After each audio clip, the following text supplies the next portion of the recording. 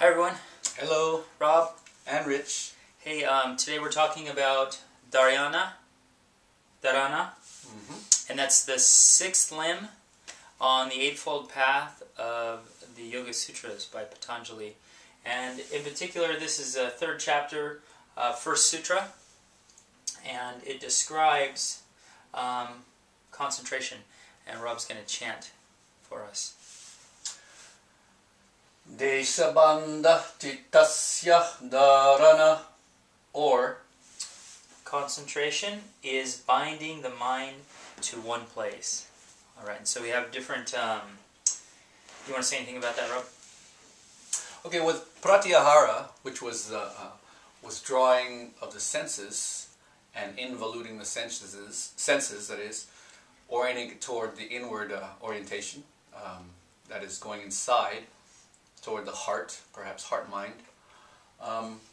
With pratyahara, we've awakened this orientation, and by withdrawing the senses and the push and pull of whatever we hear, smell, taste, feel, touch, the push and pull, I like this, I don't like this, we go toward an area which doesn't have anything to do necessarily with the push and pull.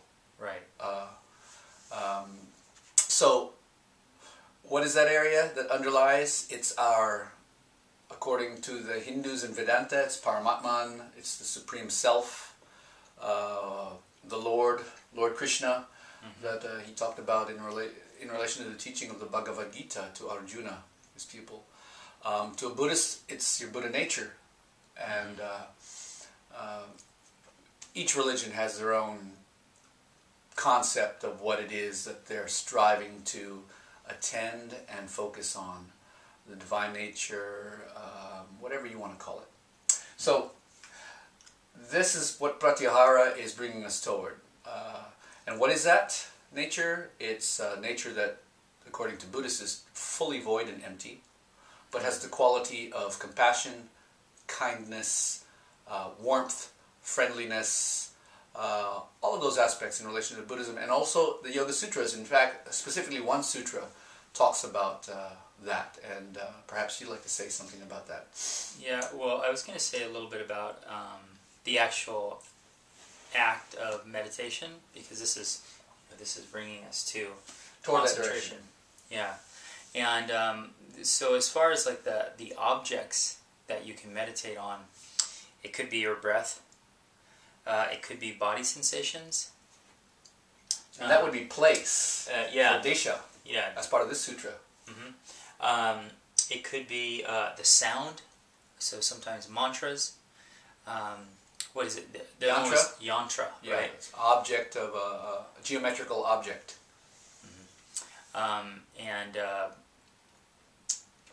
So those are some examples of the type of meditation that can go on with Dharana.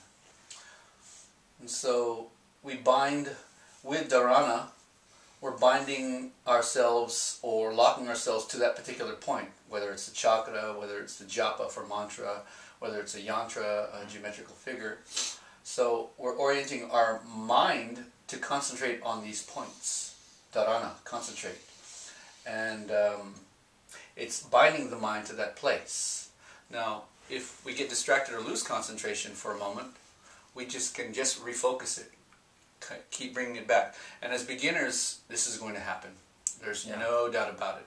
You'll focus maybe for 10 seconds or 5 seconds, or if you're lucky, 15 or 30 seconds. But most likely, you'll be given a mantra or something of that nature, or you'll have adopted one on your own, or your guru or your teacher has suggested you take this up.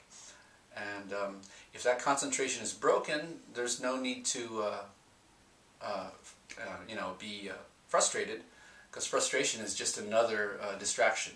So you just refocus. It's just as if you're coming back, bringing your concentration back.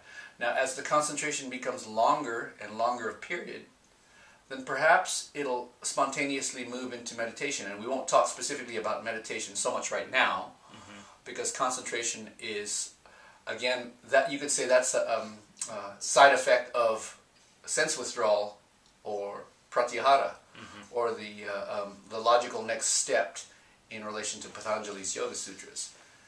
And once concentrated for a longer period of time without losing that concentration or distraction or fluctuation, oscillation, which is also known as vikshepa. Oscillation is known as distraction, vikshepa. Once that is bound for some time, then you may spontaneously lead toward meditation, which is the unending flow of that focus and concentration. And it doesn't feel perhaps that you're making much effort, but you're fully aware of the effort you're making as you're focusing on this point or concentrating on this point within Dharana. Yeah, so I think it's important to note that, like Rob was saying, that in the beginning it's going to be constant. Your attention's going to wander, and it's going to wander. The most important part of meditation in the beginning is just bringing the attention back and bringing it back. And I heard a teacher say, if your attention wanders 1,000 times in one meditation, that's the meditation. That's the meditation. Bringing the attention back, bringing the attention back. So it's like a wild elephant, right? Sometimes they say the mind is like a wild elephant. But see, that's actually a step better, because once you're aware of the fact that your concentration is being broken by this distraction or that noise or whatever it is, that's internally, whatever happening in your mind. Once you become aware of that, that's a step. That's the next step in your own evolution as a practitioner, a yogi, yogini, yoga teacher, whatever it is.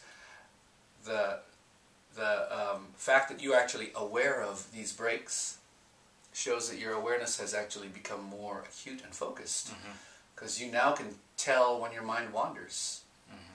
And when you can tell if your mind is wandering, then perhaps you won't knee-jerk react again towards something that comes up or a distraction. You'll just, a noise happens, oh, there's a noise, then refocus. Oh, voice, oh, there's the voice, oh, bring your attention back, and so on. I think that's good. All right. So, thank you, and keep concentrating.